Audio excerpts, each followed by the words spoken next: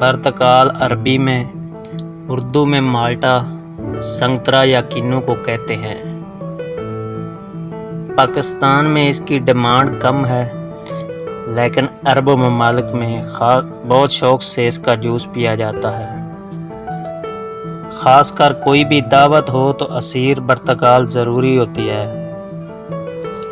ये सर्दियों का फल है और पाकिस्तान में बहुत ज़्यादा पाया जाता है, लेकिन मुनासिब पैकिंग, क्वालिटी और हुकूमत की अदम दिलचस्पी की वजह से पाकिस्तान से बाहर नहीं जा सकता, जिसकी वजह से काश्तकार को खातर खा फ़ायदा नहीं हो पाता।